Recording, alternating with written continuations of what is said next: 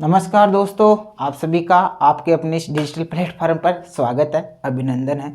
जैसा कि दोस्तों अपनी सीरीज चल रही है, आपको वीडियो लेक्चर्स बिल्कुल फ्री में मिल रहे हैं। आपकी परीक्षा से काफ़ी समय पहले दोस्तों अपन आ चुके हैं, अपने आगाज़ कर दिया है। ये सबसे अब बड़ा अवसर है कि हमने एग्ज़ाम से दोस्तों आपके बहुत समय पहले अपने चालू कर दिया। ऐसा नहीं कि एग्ज़ाम आ गई 15 दिन पहले, 1 महीने पहले यूट्यूब पर प्रसारित कर रहे हैं, सीरियस बच्चों का टाइम वेस्ट कर रहे हैं। ऐसा कभी नहीं करते हैं दोस्तों।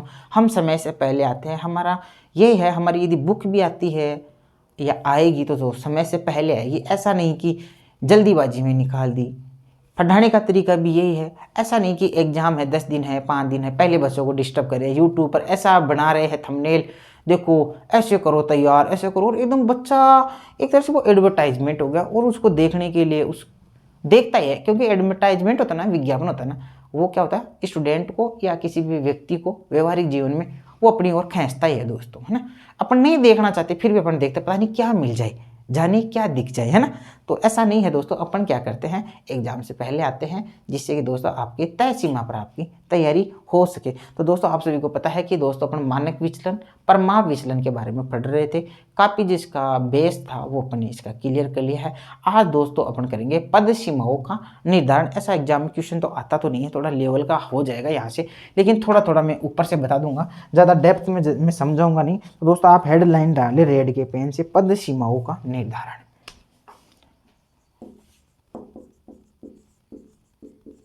पद सीमाओं का निर्धारण क्या है? पद सीमाओं का निर्धारण अभी बता देता हूं दोस्तों। आप तो दोस्तों उतारते जाएंगे पहले, या तो आप उतारते जाए। देखो दोस्तों, एक होता है दोस्तों आपका समानांतर माध्य, एक हो गया आपका विचलन। अब दोस्तों अपन देखते हैं कि समानांतर माध्य किसी श्रेणी का क्या आया और परमाप विचलन क्या आया। कैसे सर, समझ में नहीं आ रहा। देखो 1 2 3 1 2 3 4 5 6 7 समांतर माध्य कितना आता है? 7 से 13, 13 5 18 4 22 3 25 2 27 28, 28 में भाग दिया 7 का, तो दोस्तों 7 चौक 28। तो दोस्तों इसका समानांतर माध्य मेरे पास आया 4 और इसका परमाप विचलन शायद मेरे पास 2 आया था। इसका परमाप विचलन अपने पास शायद 2 आया था। तो दोस्तों अपन क्या करते हैं दोस्तों, परमाप विचलन में समांतर माध्य निकालते हैं। एक बार परमाप समांतर माध्य में परमाप विचलन एक ये जोड़ देते हैं, इसको अपन जोड़ देते हैं। फिर दोस्तों अपन नेक्स्ट में करने वाले हैं, समांतर माध्य में से 2 विचलन ये घटा देंगे और समांतर माध्य में से 2 विचलन जोड़ देंगे। फिर समांतर माध्य में से दोस्तों अपन क्या करेंगे, 3 विचलन कर देंगे और समांतर माध्य में से 3 विचलन जोड़ देंगे, घटा देंगे। तो दोस्तों इससे क्या चीज समझ में आती है? इसमें दोस्तों अपन विचलन देखते हैं कैसे, कि दोस्तों जैसे समांतर माध्य कितना है आपका 4 है और विचलन 2 है।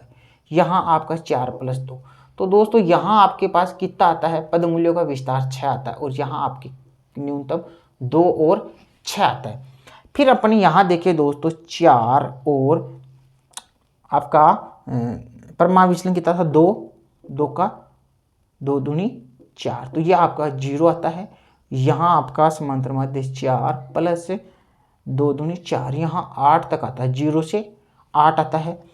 यहाँ दोस्तों आपका समांतर माध्य 4 और 3 परमाप विचलन 3 दूनी 6, माइनस का 2 आ गया, और यहाँ आपका आ गया 4 + 6, ये आ गया आपका 10। इस प्रकार से दोस्तों आपका ये आता है। अब इसे दोस्तों अपन को क्या पता चलता है कि अपन देखते हैं दोस्तों कि आपने जो समांतर माध्य लिया था और जो आपने विचलन निकाला, यदि उसमें से यदि आप उसमें वेरिएंस की तरह, समांतर माध्य तो केंद्रीय प्रवृत्ति का माप बताता ना, और विचलन क्या बताता है दोस्तों, आपका विचलन क्या है, सिग्मा d²/n, ये तो है अंडर रूट है। कहने का मतलब जो आपके विचलन थे उस विचलनों का आपके वर्गों का माध्य निकाला। तो दोस्तों इन अपन देखें कि श्रेणी में कितना मूल्य इसमें समाहित हो सकता है। देखो दोस्तों ये श्रेणी थी -1 तो दोस्तों ये श्रेणी 2 से लेके 6 तक आई।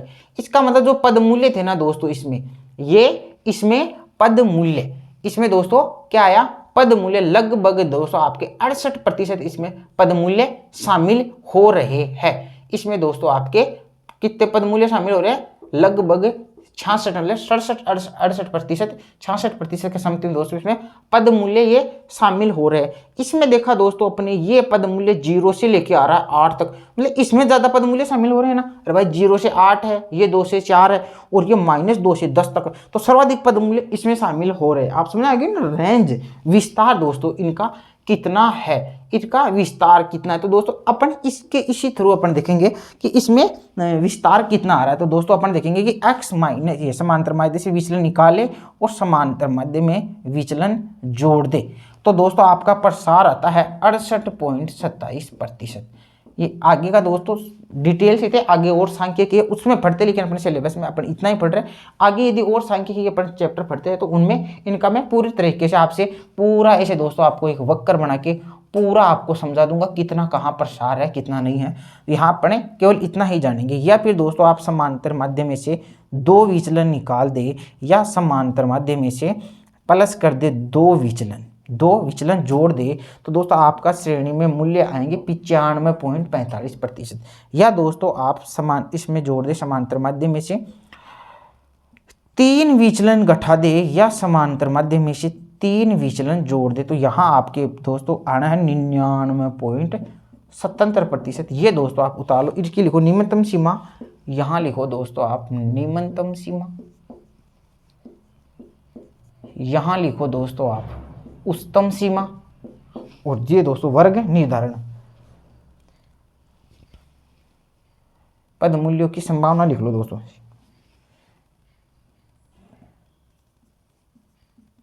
सीमाओं में संभावित पद मूल्यों, संभावित पद मूल्य लिख लो, सीमाओं में संभावित पद मूल्यों की, सही है, सीमाओं में संभावित पद मूल्यों की संभावना भी लिख लो, संभावना। ये दोस्तों लिख लो। कैसा क्वेश्चन आता है दोस्तों मैं आपको समझा देता हूँ इस चीज में, फिर आपके और समझ में आएगा। दोस्तों एक क्वेश्चन बनाओ, लिखो दोस्तों, समानांतर माध्य प्लस माइनस विचलन के अंतर्गत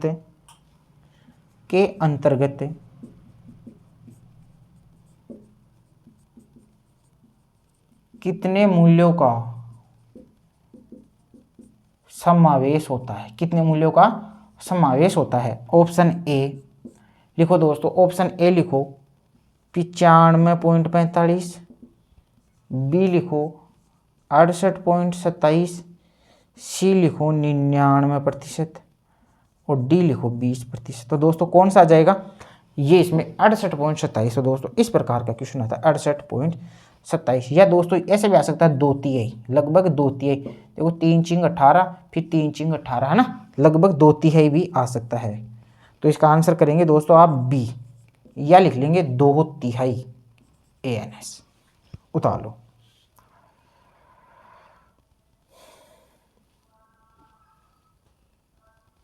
एक MCQ दोस्तों अपन पद सीमाओं का निर्धारण हो गया। अब दोस्तों अपन धीरे धीरे MCQ भी अपन कराते जाएंगे और इस चैप्टर को अपन कंप्लीट कराने की ओर चलते हैं जल्दी से।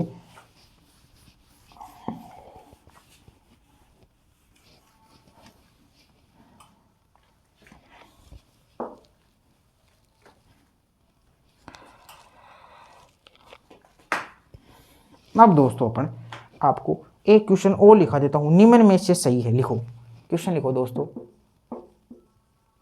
निम्न में से सही है। लिखो दोस्तों, ऑप्शन लिखो, V बराबर है परमाणु विचलन का स्क्वायर,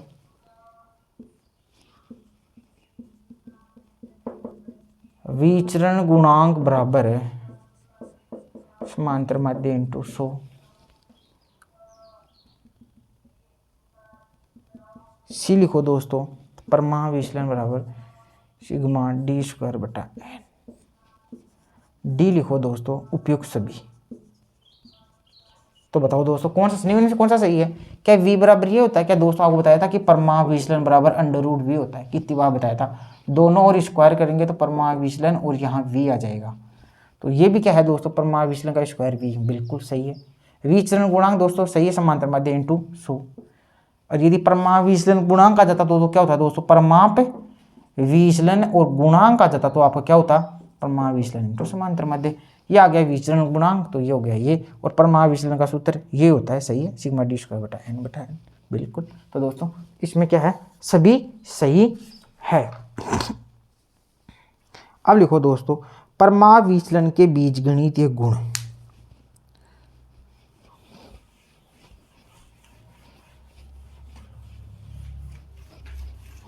अब लिखेंगे दोस्तों आप परमाणु विचलन के बीजगणितीय गुण।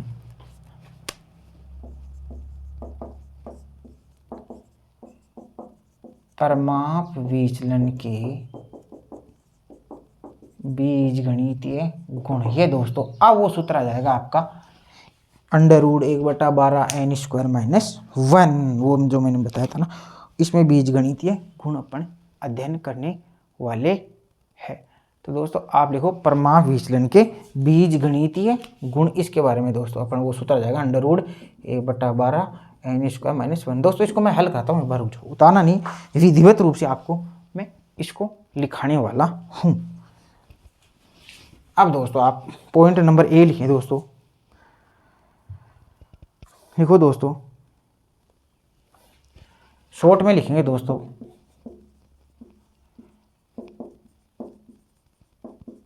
प्राकृतिक संख्याओं के परमाणु विचलन का सूत्र क्या होता है, परमाणु विचलन बराबर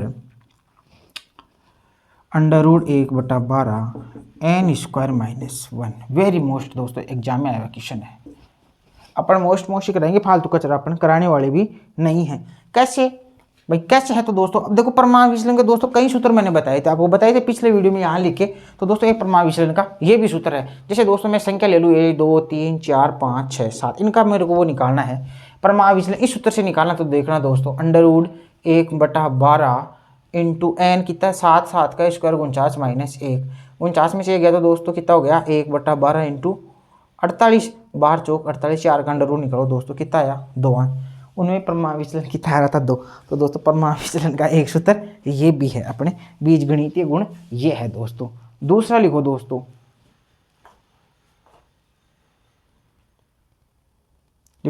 दूसरा लिखो समांतर माध्य से विचलन लिए जाने के कारण विचलनों के स्क्वायर का योग दोस्तों क्या होता है, न्यूनतम होता है। लिखो दोस्तों, लिखो समांतर माध्य से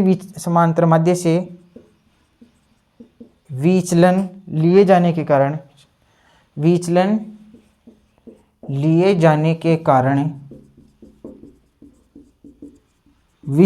के वर्गों का योग न्यूनतम होता है। वेरी मोस्ट पहले बता दिया, समांतर माध्य में भी बता दी थी मैंने।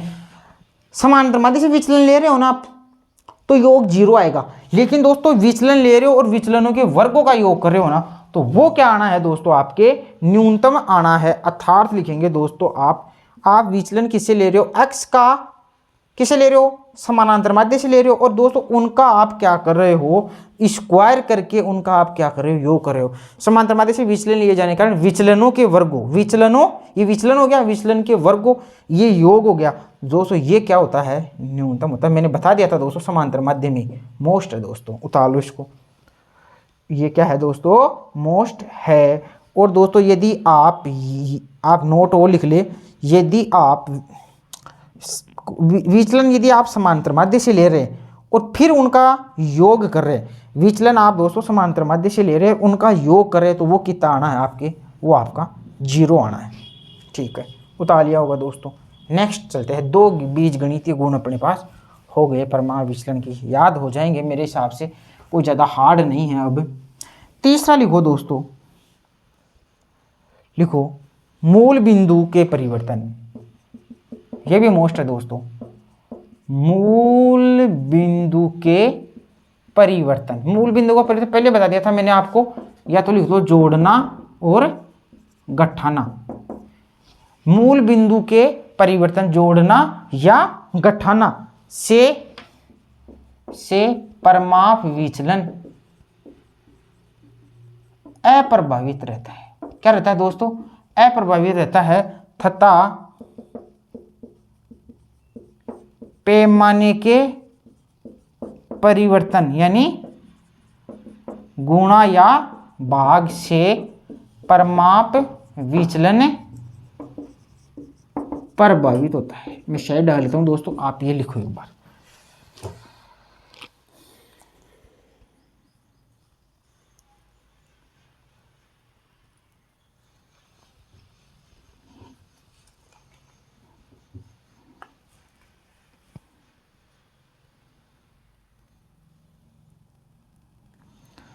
क्या होता है दोस्तों, क्या पढ़ा अपने कि जो है ना वो है अपना मानक विचलन या परिमाप विचलन क्या होता है दोस्तों। परिमाप विचलन क्या होता है दोस्तों, मूल बिंदु के परिमाण जोड़ने या घटाने से क्या होता है दोस्तों, अप्रभावित होता है। अब आपको सर कैसे, भाई अपन कैसे का तो समाधान पहले करते हैं, अपन कहेंगे कैसे। तो दोस्तों इस कैसे का दोस्तों मैं आपको समाधान बता देता हूं कि कैसे। तो दोस्तों अपन एक श्रृंखला ले लेते हैं, जैसे कि दोस्तों अपने ले लिया पद, कोई पद ले लिया 1 2 3 4 5 6 और 7। इसका दोस्तों अपने निकाल लिया परिमाप विचलन, कितना आया, 2 आया, निकालिए ना।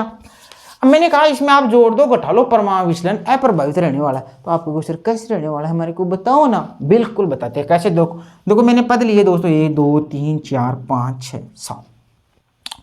मैंने क्या किया, इनमें सब में एक एक जोड़ दिया,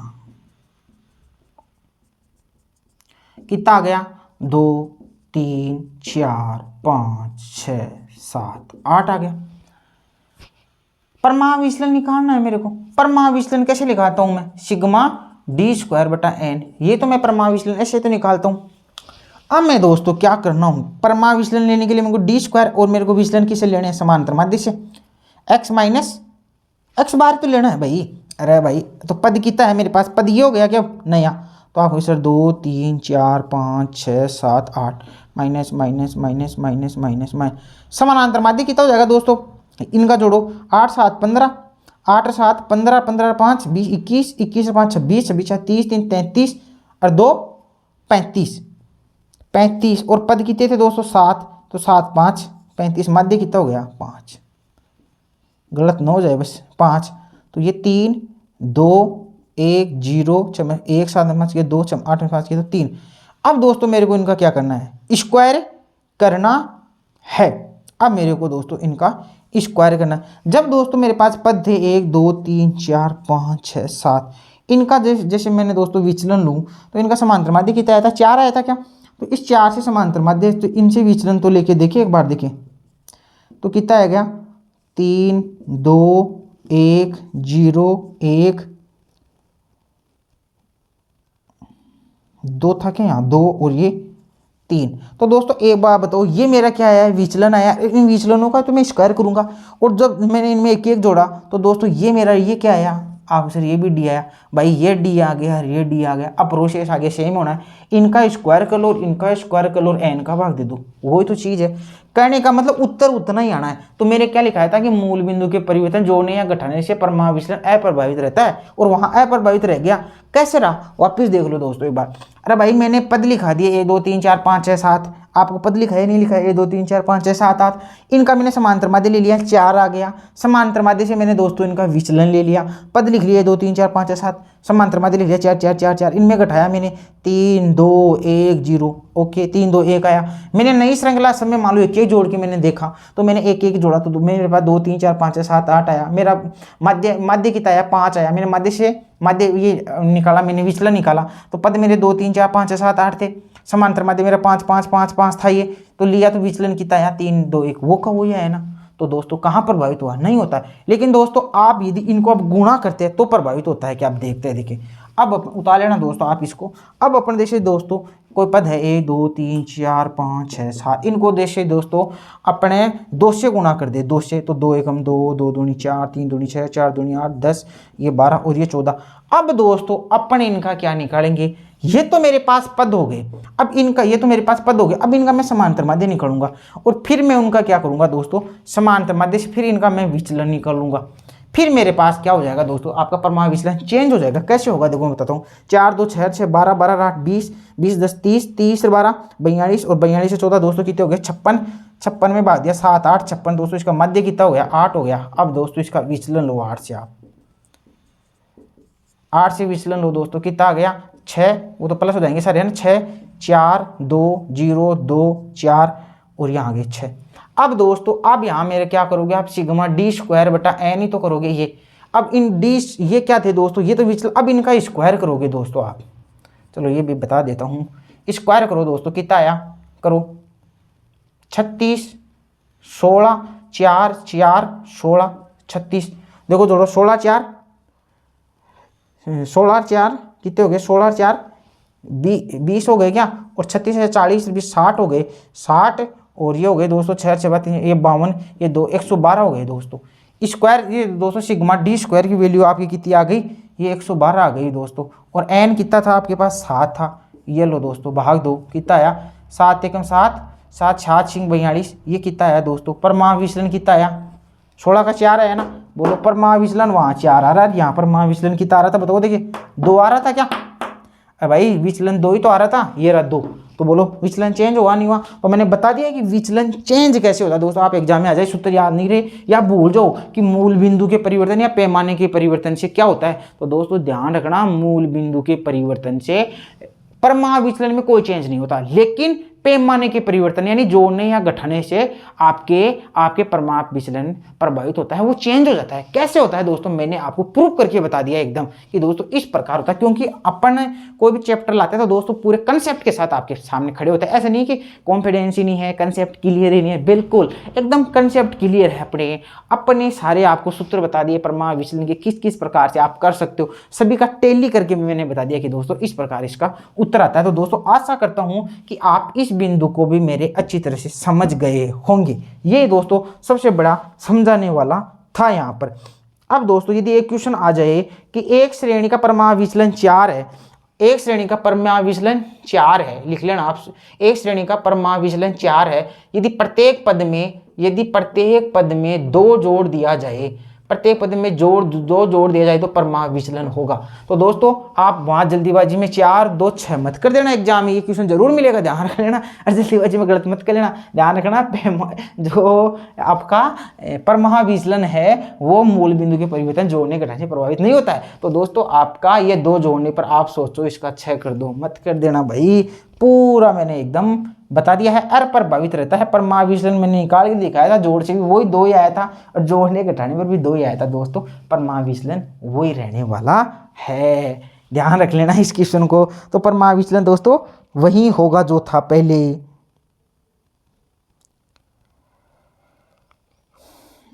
कोई मान लो एक श्रेणी है दोस्तों, उसका परमाणु विचलन 4 है, पहले से मान लो एक परमाणु विचलन श्रेणी में क्या है दोस्तों 4 है, और प्रत्येक मूल्य को दोस्तों 3 से गुणा कर दे और 2 का भाग दे दे, तो दोस्तों परमाणु विचलन क्या होगा, तो अब परमाणु विचलन दोस्तों क्या हो जाएगा, चेंज हो जाएगा। क्योंकि गुणा और भाग से मतलब पैमाने के परिवर्तन से क्या होता है दोस्तों, आपका परमाणु विचलन चेंज हो जाता है दोस्तों। फिर क्या हो जाएगा, नया 2 दूनी 4, तब परमाणु विचलन क्या हो जाएगा दोस्तों, 6 हो जाएगा। ये दोस्तों इस प्रकार कुछ थे। अब मैं थोड़ा सा और बता देता हूं कि परमाणु विचलन के क्या लाभ है क्या नहीं है।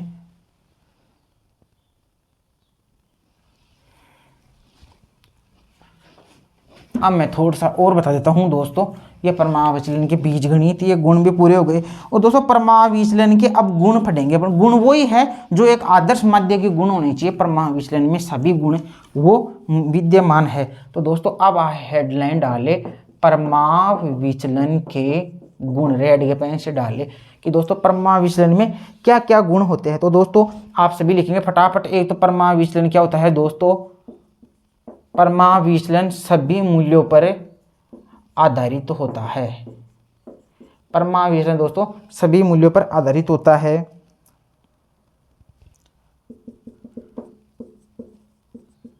प्रतिचयन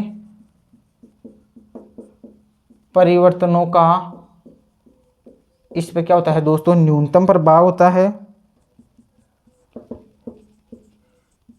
एक दोस्तों ये निश्चित व स्पष्ट माप है, ठीक है, इसे ज्ञात करना कठिन है, इसके दोष है दोस्तों, है ना। आदर्श माध्य ये है दोस्तों, है ना। तो ये ध्यान रखना, सभी मूल्य पर आधारित है, प्रतिचयन परिवर्तनों का न्यूनतम प्रभाव पड़ता है और निश्चित और स्पष्ट माप है। एक आदर्श माध्य में क्या गुण होने चाहिए, वही है। प्रतिचयन परिवर्तनों से तो क्या होता है, कम प्रभावित होता है, स्पष्ट है, स्थिर है, निश्चित माप है, जो भी दोस्तों अपने निकाल लिया। अपने दोस्तों इस सूत्र से भी इसको निकाल के देखा था, वही उत्तर आ रहा था अपने, इसको सिग्मा डी स्क्वायर बटा एन, इससे भी वही आ रहा था 1/12 √n² - 1 से निकाला तो भी वही आंसर आ रहा। सभी में दोस्तों वही ही इसका आंसर आपको देखने को मिलता है। इसका मतलब क्या होता है दोस्तों, और एक ही चीज से निकाला जाता है समांतर माध्य से उत्तर वही आता है। तो दोस्तों सभी मूल्य पर आधारित है, प्रतिशत न्यूटन पर बराबर पड़ता है, निश्चित व स्पष्ट माप है। इसके दोष देखे तो दोस्तों थोड़ी सी इसकी गणना क्या है, कठिन है। गणना इसकी दोस्तों क्या है, कठिन है, और चरम मूल्यों को दोस्तों थोड़ा सा अधिक महत्व देता है। ये इसके दोष है। ये दोस्तों इस प्रमाण विश्लेषण हो गया। अब दोस्तों अपकिरण के अन्य माप और है एक दो, उनको मैं और बता देता हूं। ये दोस्तों इसका हो गया, ऐसा क्वेश्चन आता नहीं है बाकी अपकिरण के अन्य मापों से संबंधित। एक तो दोस्तों आपका है घनक, एक दोस्तों है आपका घनक।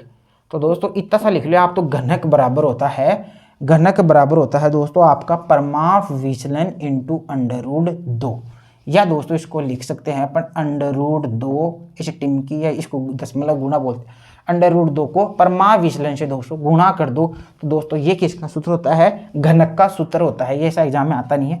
या फिर अपन लिख सकते हैं, या दोस्तों परमाप विचलन क्या होता है, sigma d² upon n into √2, ये भी हो सकता है। या दोस्तों √2 इससे ये गुणा हो रहा है, तो दोस्तों अपन इसको ये भी लिख सकते हैं √2 में अंदर, या सिग्मा d² अपॉन n। इसका दोस्तों ये सूत्र भी होता है इस प्रकार, OR ऐसे लिख लो दोस्तों। ये दोस्तों घनक का सूत्र होता है। एक दोस्तों होता है सुत्यता। सुत्यता का दोस्तों सूत्र कुछ नहीं है, सुत्यता होता है दोस्तों 1/घनक, 1/घनक। और दोस्तों घनक का सूत्र क्या होता है, 1/ ये परमाणु विचलन इंटू √2, ये सूत्र है दोस्तों आपका घन सुत्यता का होता है। ऐसा क्वेश्चन कोई दोस्तों ज़्यादा पूछा नहीं जाता, लेकिन दोस्तों मैंने बता दिया है। एक दोस्तों प्रोबेबल एरर, संभावित एरर का और बता देता हूं मैं,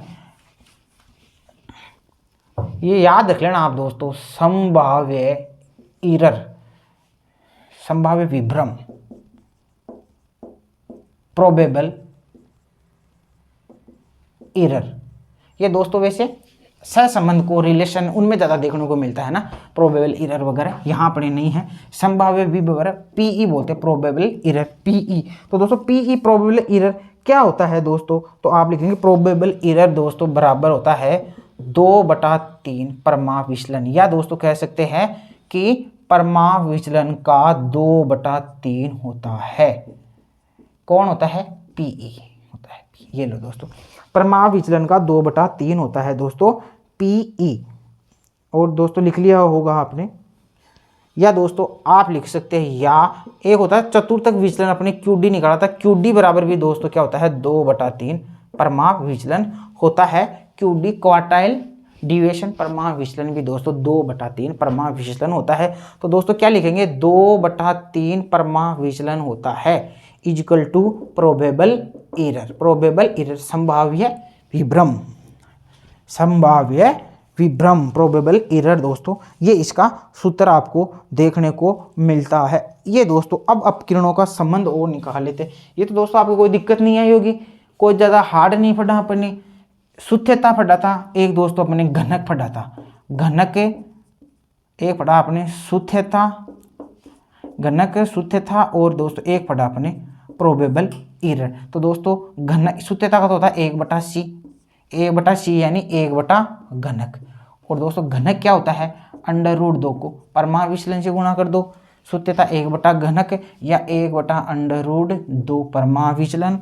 प्रोबेबल एरर 2/3 होती है दोस्तों परमाप विचलन। वापिस से रिवीजन करा दिया है, उतार लो दोस्तों।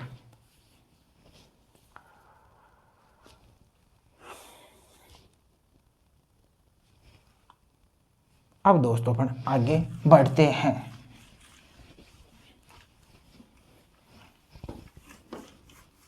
दो तीन सूत्र और है, ज़्यादा डेप्थ में नहीं जाएंगे अपन। अपकिरण के मापों का संबंध है, अपकिरण के मापों का संबंध। अरे भाई जिस प्रकार अपने संबंध Z बराबर 3a माइनस 2x बार।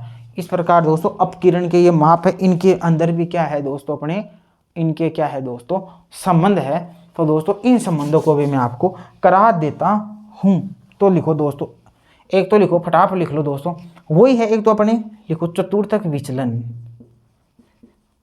पूरा लिखा देता हूं समझ में आ जाए आपके। चतुर्थक विचलन QD बराबर होता है 2/3 परिमाप विचलन। लिख लो दोस्तों, QD बराबर होता है दोस्तों 2/3 परिमाप विचलन। या दोस्तों आप लिख सकते हैं प्रोबल एरर, अलग चीज है, या प्रोबल एरर का भी सूत्र ये होता है 2/3 परिमाप विचलन। प्रोबेबल एरर का भी दोस्तों 2/3 यही होता है। ये दोस्तों आपने उतार लिया होगा। अब दूसरा वो बता देता हूं,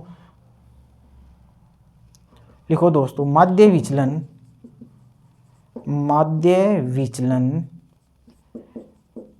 परिमाप विचलन का 4/5 भाग होता है।